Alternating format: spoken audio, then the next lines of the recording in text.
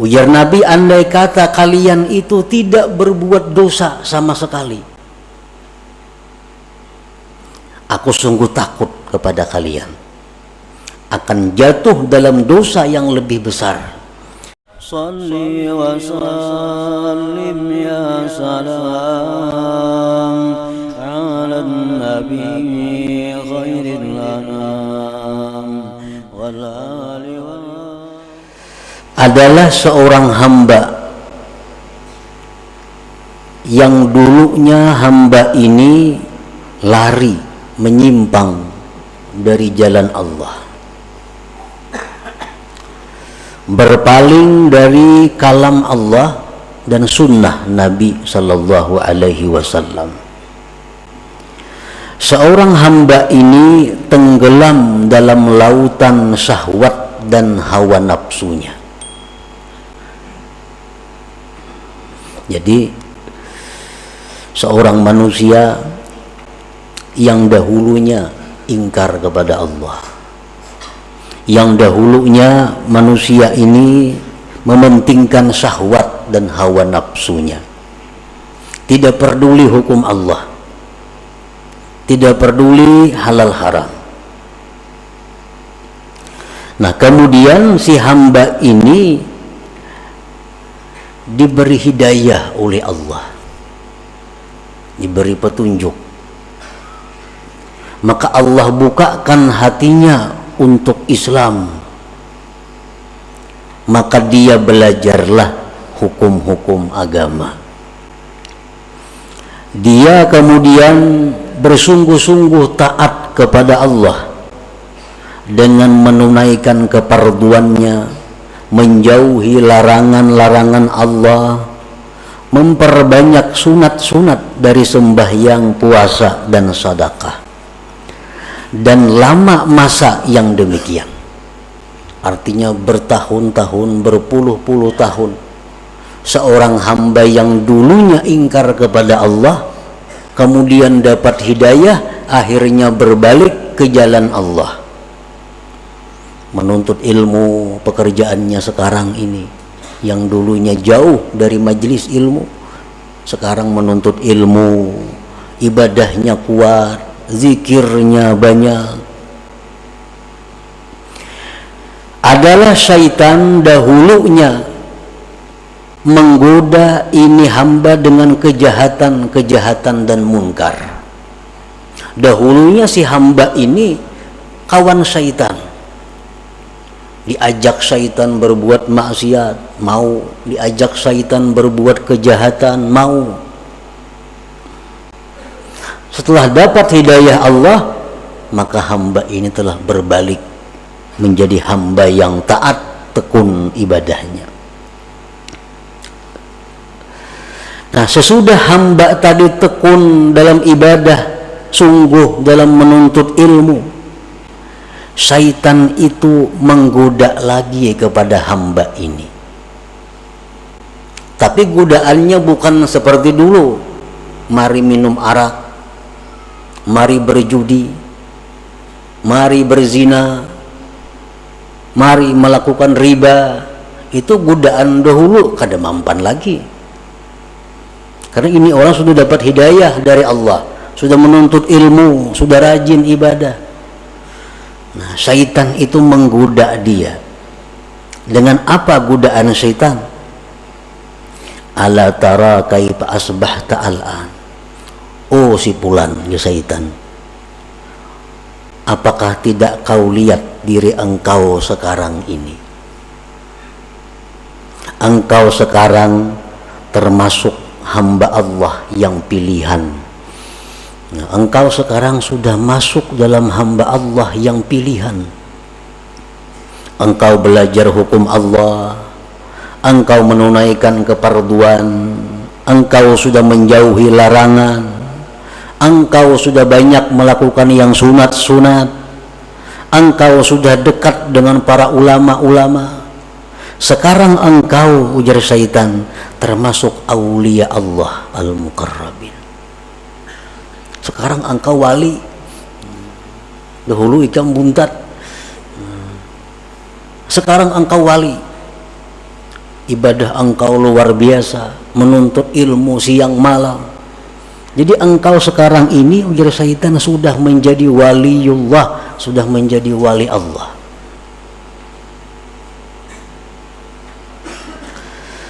Nah, apabila si hamba ini setuju dengan bisikan syaitan itu, ya syaitan ikam ni wali, diterimanya itu, oh, cocok aja aku wali, soalnya wah ini aku sudah belajar siang malam, zikir 10.000, salawat 10.000, cocok aja aku wali. Nah, wa tasyarraba hadzal iha ilal yakin, dan masuk ini bisikan kepada yakin. Akhirnya dia yakin, wah aku ini besar bujur-bujur wali. Ada ila akbaha mimma kana alaihi sabiqa, maka dia ini hamba kembali kepada sesuatu yang lebih jahat daripada dahulunya. Nah, lebih jahat daripada dahulunya di sisi Allah Subhanahu wa ta'ala tentunya. Nah, jadi artinya kalau kita dahulu banyak maksiat kepada Allah, dahulu kita ingkar dengan hukum Allah, sekarang dapat hidayah, menuntut ilmu, banyak zikir, banyak amal. Setelah itu kita merasa bahwa diri kita ini adalah kekasih Allah, diri kita ini orang yang dekat kepada Allah, kita meyakini demikian. Nah, kita sebenarnya lebih jahat kedudukannya di sisi Allah daripada kelakuan kita yang dahulu kala yang suka maksiat itu.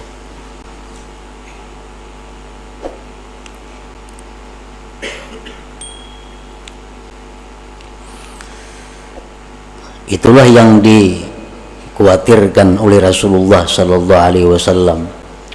Dalam sebuah hadis beliau bersabda, "Lau lam tuznibu la khasyitu alaikum ma huwa akbaru min dzalik al-ujubu al-ujubu." Ujar Nabi, andai kata kalian itu tidak berbuat dosa sama sekali,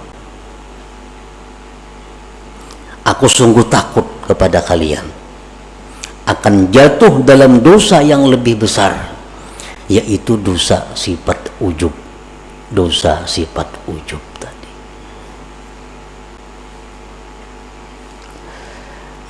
Sayyidatina Aisyah radhiyallahu anha, beliau ditanya, mata yakunur rajul musi'a? Qalat idza zanna annahu muhsin.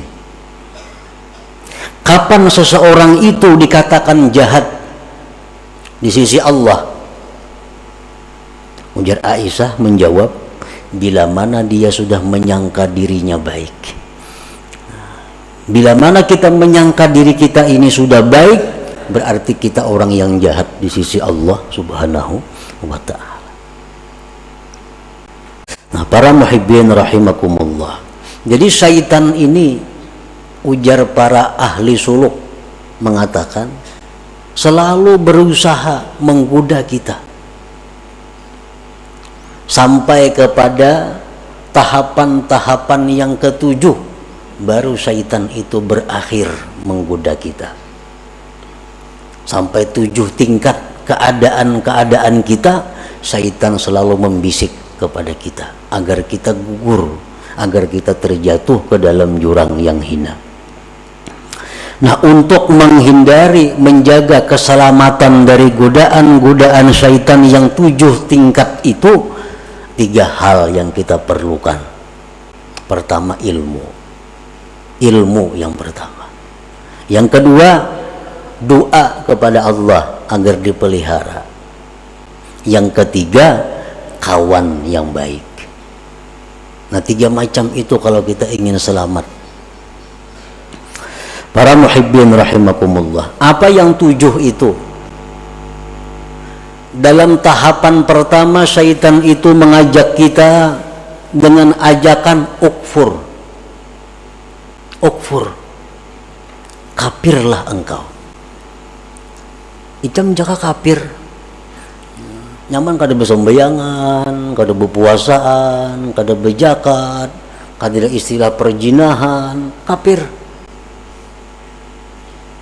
Nah, mungkin ajakan ini tidak ditujukan syaitan kepada kita, karena kita insya Allah kada mungkin hakun bakapir, ada bisikan nyuruh kafir bakapir lah, insya Allah kada. Tapi untuk orang-orang yang tertentu bisa terperdaya dengan ajakan ukfur ini. Nah, kalau syaitan itu mengajak kita kepada ukfur, kafirlah kamu kepada Allah, ilmu yang kita perlukan untuk mengatasi ini adalah firman Allah, wa ma liya la a'budul ladzi fatarani.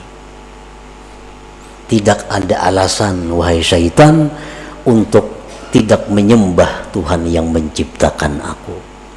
Kalau engkau mengajak aku kepada kafir wahai syaitan, aku tidak ada alasan untuk tidak menyembah Tuhan yang menciptakan aku. Selamat kita. Kada hakun bakapir dibawai kafir kada mau.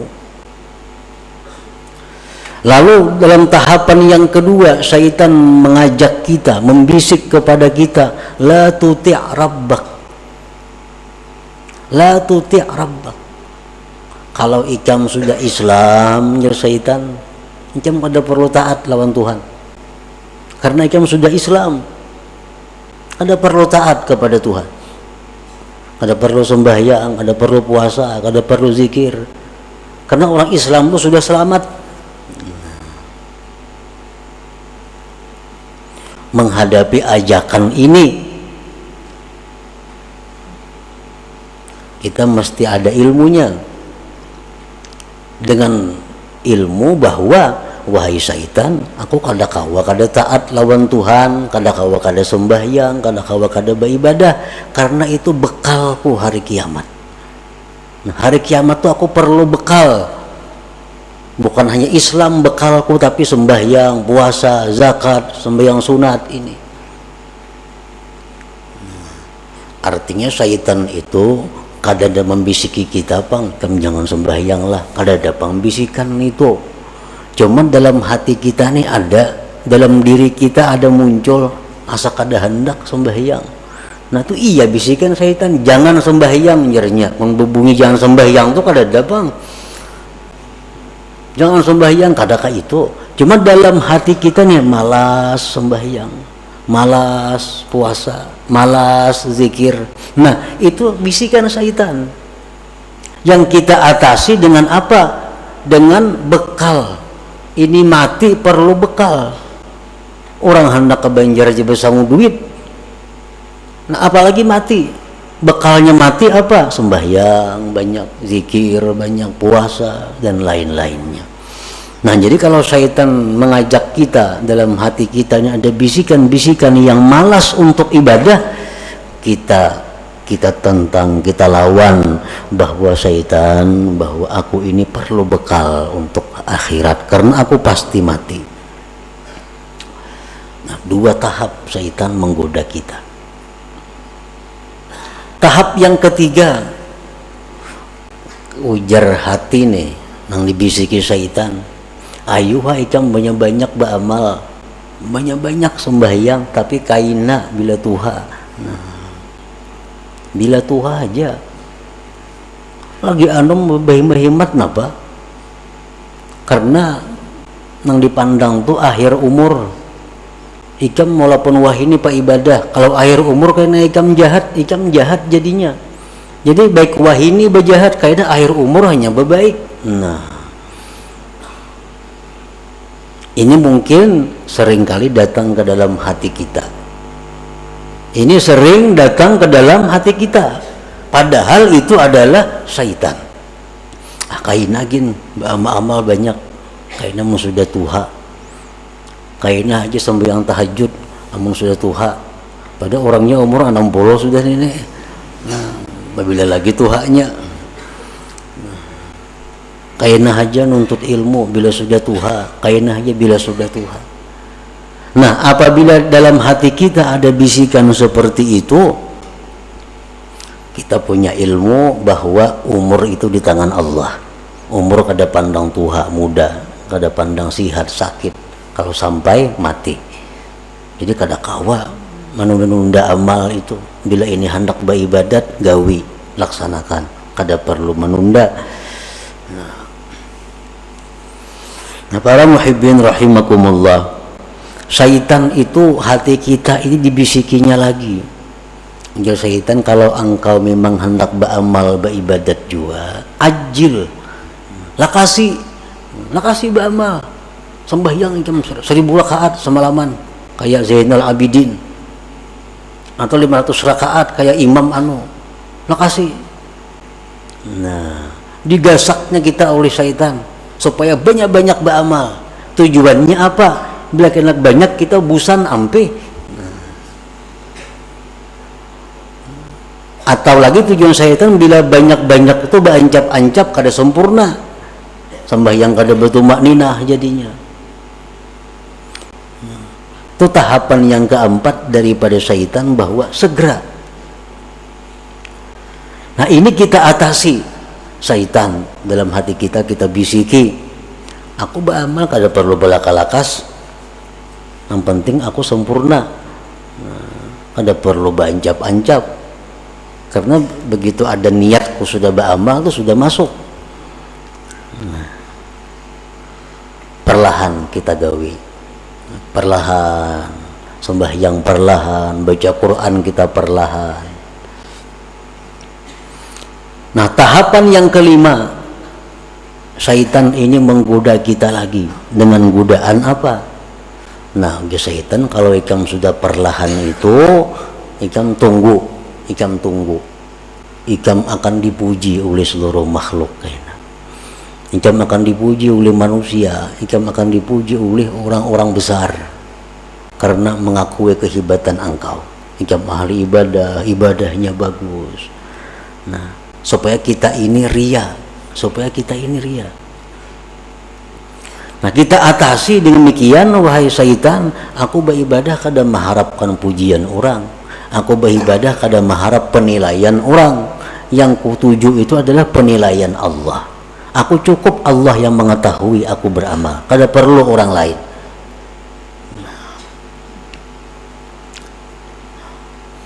Terus kita beramal kepada Allah, beribadah. Nah, yang keenam ini, ujar syaitan, kalau ikam itu beramal sudah mengharap Allah, sudah ikhlas, nah itu ngarannya ikam bujur-bujur wali. Nah, itu orang wali. Nah, sekarang engkau sudah wali di syaitan. Ikam beramal perlahan, teratur, ikam mengharapkan sudah karena Allah. Ikam sekarang sudah waliullah.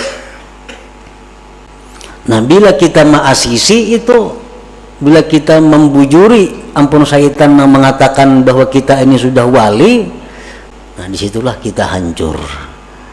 Nah, disitulah kita terjatuh lebih dalam daripada jurang yang dahulu kita berada.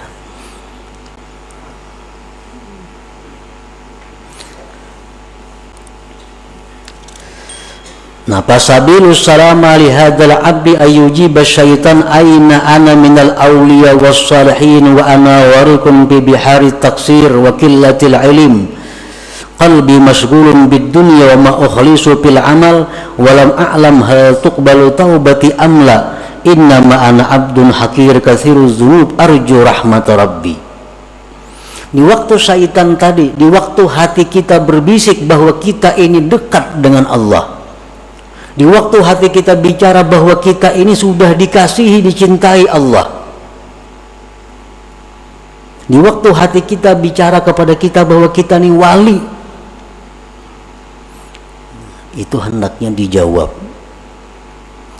bah, kada mungkin aku ni wali, kada mungkin, aina ana minal aulia, kada mungkin aku ni wali. Aku ini masih banyak kurang, ilmunya kurang, hatiku masih banyak kepikiran dunia, amal ibadahku belum tentu ikhlas, dosa-dosaku dahulu belum tentu diampuni Allah, tubat-tubatku belum tentu diterima. Aku ini adalah hamba yang hina, yang banyak dosa, yang mengharapkan rahmat Tuhan. Nah, ini yang jawabannya kalau timbul bisikan di hati kita. Itu yang dimaksud dengan wanadathu hawatiful hakikah alla yadlubu amamaka. Aku ini masih banyak dosa, walaupun aku beribadat, walaupun aku baca Quran, tapi dosa-dosaku dulu belum tentu diampuni Allah. Tobat belum bisa diterima, belum tentu diterima. Nah, bila kita mampu menentang yang demikian tadi dengan perasaan-perasaan bahwa kita masih hina, kita masih banyak dosa, kita masih jauh dari Allah, berarti kita berhasil, berarti kita selamat. Siti Aisyah tadi dikata, kapan seseorang itu dikatakan jahat di sisi Allah? Bila mana dia menganggap dirinya sudah baik. Kapan seseorang yang baik di sisi Allah? Bila mana dia masih menyangka dirinya jahat. Bila mana dia menyangka dirinya masih jahat, dirinya masih banyak dosa, dirinya masih hina, itulah yang baik di sisi Allah Subhanahu wa ta'ala. Nah, para muhibbin rahimakumullah. Jadi yang keenam tingkatannya ujub ini. Dan bisikan-bisikan itu pasti ada di dalam hati kita. Yang ketujuh itu datang lagi dalam hati kita. Sudah bagus, sudah 6 langkah syaitan menggoda kawa diatasi. Yang ketujuh, syaitan artinya bisikan hati kita. Bisikan hati kita ini berbicara, apa bahimahimat ba'amal, amun aku ini sudah takdir ke surga, pasti ke surga mati. Amun aku takdir ke neraka, pasti ke neraka. Nah, apa gunanya aku bahimahimat nih? Nah, ini sudah ketuhukan ba'amal, sudah kebanyakan kitab yang dipelajari, sudah kebanyakan guru yang didengari, timbul pikiran itu. Nah, apa aku bahimahimat beribadah? Amun aku takdir ke neraka, ya ke neraka juga mati. Amun aku takdirnya ke surga, walaupun aku maksiat, pasti ke surga juga mati. Nah, ini ada dalam hati seseorang hamba Allah. Bisikan seperti itu, walaupun kada semua orang, tapi ada dalam hati. Nah, bila demikian ada, kita jawab bahwa aku hidup mati bukan untuk surga neraka. Hidupku matiku untuk Allah. Inna salati wa nusuki wa mahyaya wa mamati lillah rabbil alamin. Pokoknya aku beribadah kepada Allah. Urusan ke neraka ke surga itu urusan Allah. Nah, bila kawa demikian, kita sudah berhasil melalui 7 tingkatan daripada godaan-godaan syaitan tadi.